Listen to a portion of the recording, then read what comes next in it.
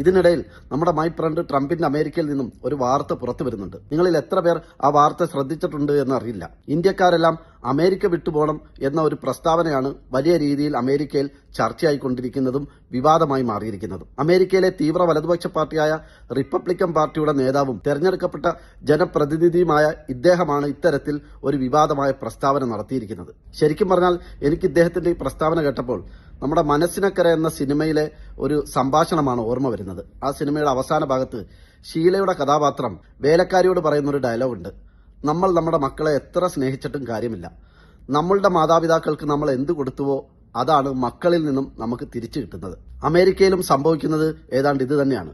കാരണം ഇന്ത്യയിലെ തീവ്ര വലതുപക്ഷമായിട്ടുള്ള RSSും BJPയും അനുബന്ധ സംഘടനകളുമൊക്കെ മുസ്ലിങ്ങളോട് പറയുന്നൊരു വാക്കാണ് മുസ്ലിങ്ങൾ ഇന്ത്യ വിട്ടുപോകണം, പാകിസ്ഥാനിലേക്ക് പോകണം, ഇന്ത്യയിൽ മുസ്ലിങ്ങൾക്ക് സ്ഥാനമില്ല തുടങ്ങിയ വിവാദ പ്രസ്താവനകൾ, വെറുപ്പുളവാക്കുന്ന പ്രസ്താവനകൾ നിരന്തരം അവരുടെ നേതാക്കൾ നടത്താറുണ്ട്. ഈ പറഞ്ഞ RSSന്റെയും BJPയുടെയും അതേ മനോഭാവവും ആശയവും ഉള്ളിൽ കൊണ്ടു നടക്കുന്ന ധാരാളം ഇന്ത്യക്കാർ അമേരിക്കയിൽ ജോലി ചെയ്യുന്നുണ്ട്. തീവ്ര ഹിന്ദുത്വവാദികളുടെ വലിയ ഗ്രൂപ്പുകൾ തന്നെ അവിടെ അമേരിക്ക കേന്ദ്രമാക്കി പ്രവർത്തിക്കുന്നുമുണ്ട്. അവർക്കൊക്കെയുള്ള തിരിച്ചടിയാണ്, അല്ലെങ്കിൽ അവരോടൊക്കെയുള്ള കാലത്തിന്റെ കണക്ക് ചോദിക്കലാണ് ഇദ്ദേഹത്തിന്റെ ഈ പ്രസ്താവനയിൽ നിന്നും നമുക്ക് വ്യക്തമാവുന്നത്. ഇതാദ്യമായിട്ടല്ല അമേരിക്കയിൽ ഈ രീതിയിൽ ഇന്ത്യക്കാർക്കെതിരെ വംശീയമായ ആക്ഷേപങ്ങളും വിവാദങ്ങളും പ്രസ്താവനകളും ഉണ്ടാകുന്നത്. കുറച്ചു നാളുകൾക്ക് മുമ്പ് അമേരിക്കയിലെ ഹനുമാന്റെ പ്രതിമ നീക്കം ചെയ്യണമെന്ന് ആവശ്യപ്പെട്ടുകൊണ്ടും അവിടെ തീവ്ര വലതുപക്ഷവാദികൾ ബഹളമുണ്ടാക്കിയത് നിങ്ങൾ ഓർക്കുന്നുണ്ടാവും. അതോടൊപ്പം തന്നെ കുറച്ചു നാളുകൾക്ക് മുമ്പ് ഒരു അമേരിക്കൻ പൗരൻ അദ്ദേഹം സോഷ്യൽ മീഡിയയിൽ പങ്കുവച്ച ഒരു കുറിപ്പും വലിയ വിവാദങ്ങൾക്കും ചർച്ചകൾക്കും വഴിവെച്ചിരുന്നു.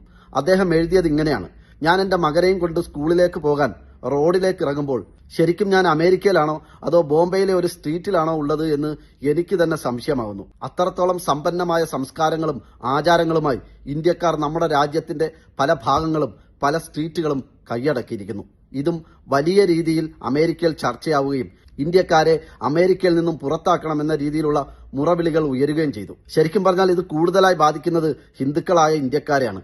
അവരാണ് ഈ രീതിയിൽ കൂടുതലായി അവിടെ ജോലി ചെയ്ത് സെറ്റിലായി ജീവിക്കുന്നത്. അതുകൊണ്ട് ഇന്ത്യയിലുള്ള മുസ്ലിങ്ങളെയൊക്കെ പുറത്താക്കണമെന്നും അവരെല്ലാം പാകിസ്ഥാനിലേക്ക് പറഞ്ഞയക്കണമെന്നും നിരന്തരം പ്രസ്താവനകൾ ഇറക്കുന്ന RSS BJP പോലെയുള്ള തീവ്ര ഹിന്ദുത്വവാദികൾക്ക് കൈയടിക്കുന്ന, അവരെ പിന്തുണയ്ക്കുന്ന, അമേരിക്കയിൽ ജോലി ചെയ്യുന്ന ഏതെങ്കിലുമൊക്കെ ഇന്ത്യക്കാരുണ്ടെങ്കിൽ അവർക്ക് കണ്ണു തുറന്ന് ചിന്തിക്കാനുള്ള ഒരു അവസരമാണിത്. നിങ്ങൾ അമേരിക്കയെ എത്ര സ്നേഹിച്ചിട്ടും കാര്യമില്ല.